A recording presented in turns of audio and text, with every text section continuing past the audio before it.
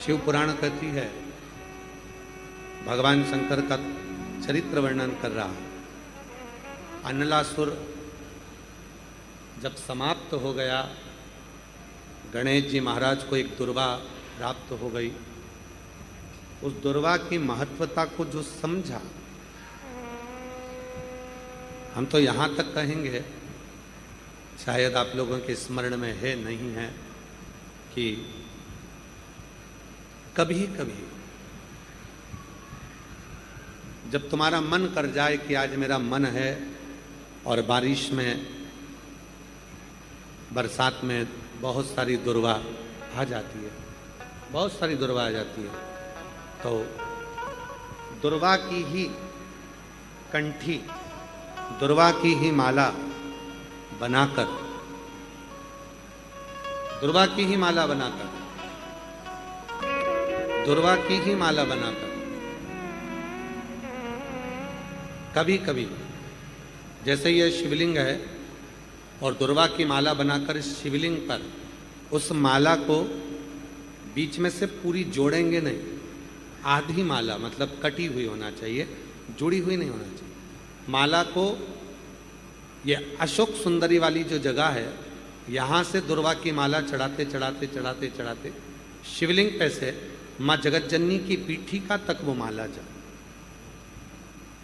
अभी बारिश में दुर्वा आ जाती है, सावन के महीने में, आषाढ़ के महीने में, कुंवार के महीने में, कार्तिक के महीने में, जब तुम्हारा मन पड़ जाए और अगर तुम्हारे बगीचे में दुर्वा मिल जाती हो, तो हर महीने भी अगर आपने यहाँ अशोक सुंदरी से दुर्वा की माला बनाई और उस माला को यहाँ से चढ़ाते चढ़ाते चढ़ाते चढ़ाते ऐसे शिवलिंग पर समर्पित करते हुए अपने उंगली पर थोड़ा सा घृत लगाकर बीच में एक बिंदी लगा दें और बाबा को अपने मन की कामना कहकर आप वापिस अपने घर पर आ जावे।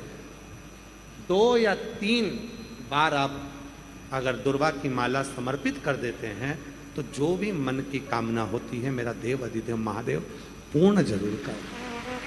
उस दुर्वा की माला में वो बल होता है जो शिव को हमारी ओर केंद्रित करता है। और अभी तो कितना सुंदर है सावन का महीना, और वो महीना जो भगवान शंकर को सबसे ज्यादा प्रिय है, बहुत प्रिय।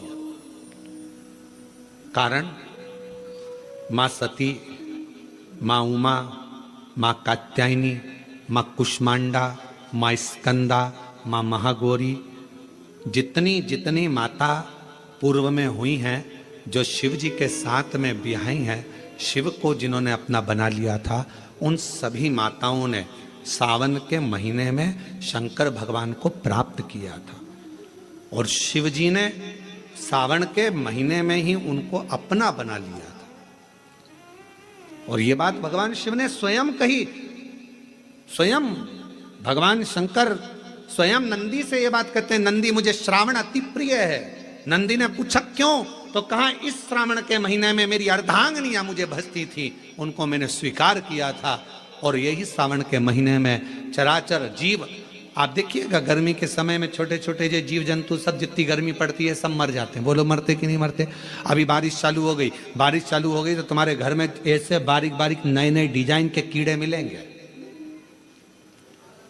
और तुम सब टेंशन में रहती हो उस कीड़े के चक्कर में। वो घुस गया, वो वहां से आ गया, ये छोटा सा, इतनी डिजाइन का, उनकी पीठ का कलर अलग देख लो, उनके पंख का कलर अलग देख लो, उनकी इल्लियों को, छोटी छोटी इल्लियों को अलग से देख लो, केचुआ देख लो, केचुआ की भी वैरायटी अलग है, कोई सफेद केचुआ, कोई काला केचुआ, कोई गुलाबी केचुआ, कोई कत्था, कितनी डिजाइन। 83,99,999 योनिया, और उसमें आखिरी योनि ये 84 लाखवीं मनुष्य की योनि। अब इतनी योनियां, और तुम्हारे घर में भी आसपास तुम देखना कितनी सारी योनियों को देख लोगे, चीटा को, और चीटे की भी एक डिजाइन आ जाती है। सावन में आते आते चीटे में भी पर आ जाते हैं। अब तुमने देखा कि नहीं देखा वो हमको नहीं मालूम है भैया, देखा तुम लोगों ने? और जितने आस्था चैनल पर सुन रहा है, सावन में चींटे में भी पर आ जाते हैं, मक्खियों की डिजाइन बदल जाती है। जिस मक्खी को एक बार भगाओगे भग जाती थी, सावन में इतनी अड़ीली हो जाती है कि आके मुंह पे बैठेगी, नाक पे उसको भगा के ले जा, भाग भाग भाग। मक्खियां भी इतनी अड़ीली हो जाती है कि वो हटती नहीं है।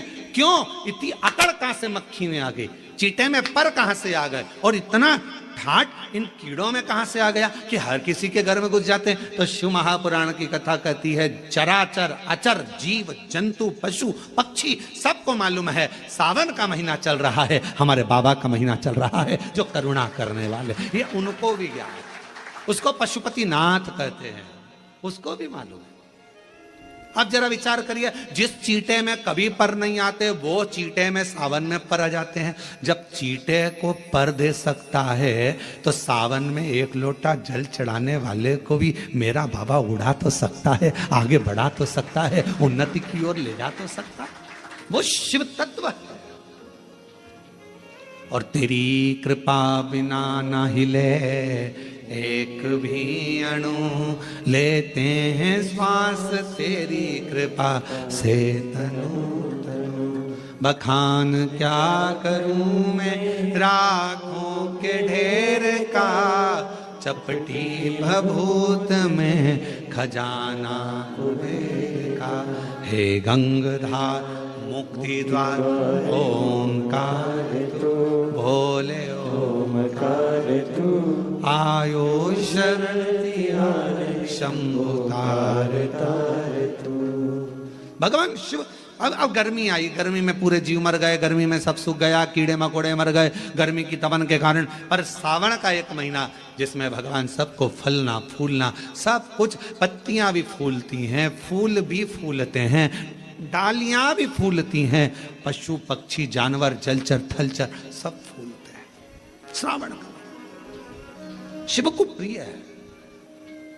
और क्या कहा मेरे भोले बाबा ने नंदी से, ए नंदी, श्रावण का महीना हो, शिव तत्व की प्राप्ति को करने के लिए अगर कोई संसार का मानव मुझे पुकारता है, भजता है, शिव कथा कहती है, शिव जी कहते हैं नंदी से, उस जीव का कल्याण करने के लिए मैं स्वयं उसके द्वार तक पहुंच जाता हूं और उसका उद्धार कर देता हूं, उद्धार कर देता हूं।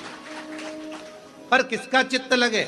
सावन में भी कई लोग ऐसे हैं जिनका चित्त नहीं लग पाएगा, क्योंकि सावन का महीना होता है तो कमाई के स्रोत भी ज्यादा हो जाते हैं। जीजियों की साड़ियां बिकने लगती हैं, फैशन का सामान बिकने लगता है, पर्स मोबाइल बिकने लगता है, सामान बिकने लगता है, क्योंकि उस समय व्यापार भी बढ़ता है। व्यापार इसलिए बढ़ता है क्योंकि भगवान भी चाहता है कि तेरा मन मुझसे हट जाए, व्यापार में लग जाए। क्योंकि भगवान को मालूम, हमने पहले भी कथा में कहा है, बच्चे को माँ गोदी में तभी तक रखती है जब बच्चा खिलौने से नहीं खेलता, खिलौने से खेलने लगेगा माँ नीचे उतार देगी। उसी तरह भगवान तुमको अपने पास जब तक बुलाता है, जब तक तुम्हें अपना बनाकर रखता है, और भगवान देख लेता है कि अब धीरे धीरे मेरे को इसको धन देना है, वैभव देना है, ये खिलौने से खेलना चालू करेगा, गाड़ी लाएगा, घोड़ा लाएगा, मकान बनाएगा, फर्नीचर बनाएगा, उसमें लग जाएगा तो मेरे मंदिर आना छोड़ देगा। और मंदिर आना छोड़ दिया तो एक दिन मुझे धीरे धीरे, मैंने एक बार इसके यहाँ वो पहले की माताएं, पुरानी माताएं क्या करती थी, मिर्ची बारिश के पहले भर के रख लेती थी, धनिया बारिश के पहले भर के रख लेती थी, हल्दी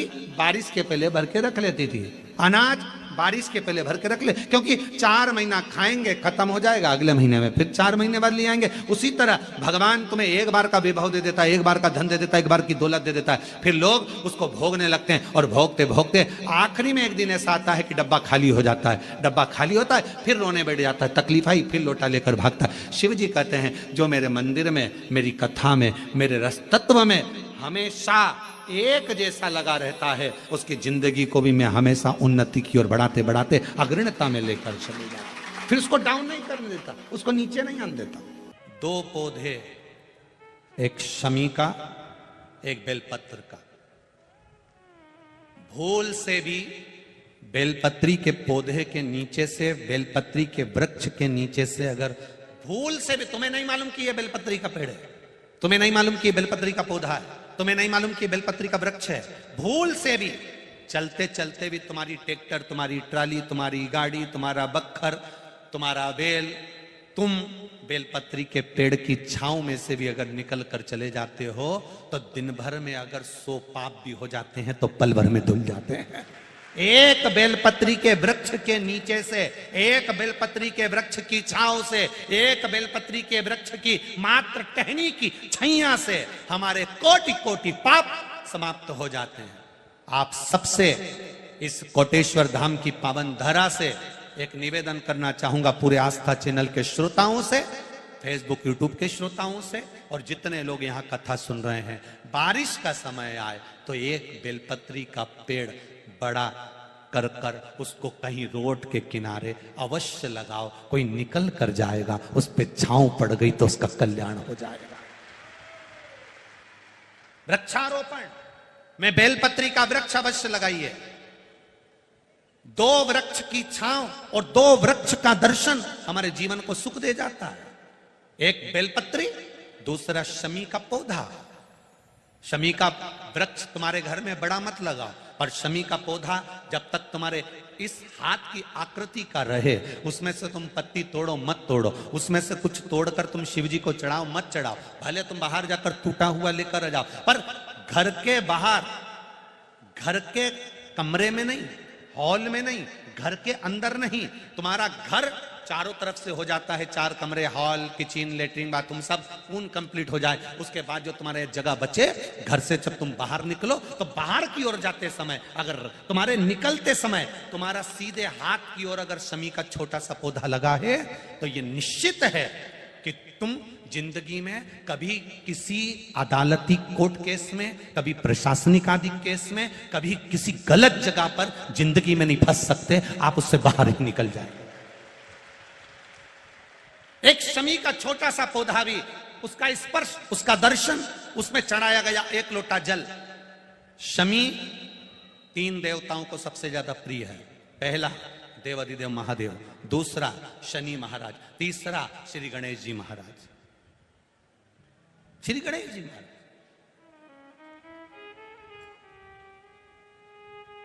क्योंकि शमी की शादी करने वाला कौन था?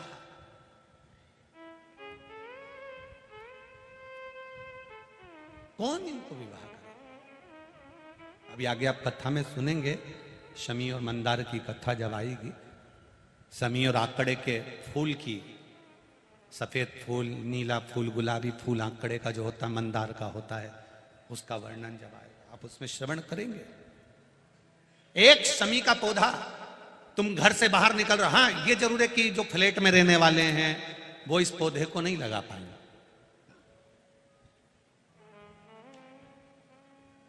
क्योंकि जब दरवाजे से निकलते हैं तो अंदर गच्ची होती है, गैलरी होती है, तो कैसे लगाएं घर के बाहर।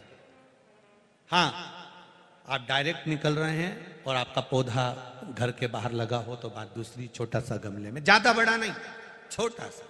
ज्यादा बड़ा हो जाए तो उसको कहीं और लगवा दो, छोटा। घर से निकलते समय सीधे हाथ पर अगर शमी का पौधा, आप निकल रहे हैं और आपका राइट हैंड है, सीधा हाथ है, घर के बाहर शमी का पौधा है, प्रतिदिन का अगर आपका नियम बन गया कि शमी को देखकर घर से बाहर निकल रहे हो, जिंदगी में कभी कांटे तुम्हारे जीवन में आ ही नहीं सकते, कोई रोड़ा आएगा ही नहीं, बढ़ जाओ। यही रह गया। शमी में शनि भी है, शमी में गणेश भी है और शमी में शिव भी है। और कई कई जगह ऐसी है जहां मंदिर ही नहीं है, पास में नहीं जा पाते, बच्चे भी नहीं जा पाते। तो शिव महापुराण की कथा के वायव्य संहिता में एक बड़ी सुंदर बात कही, बड़ा सावधानी से सुनिएगा इस चरित्र। वायव्य संहिता में श्री वेदव्यास जी वर्णन कर रहे हैं,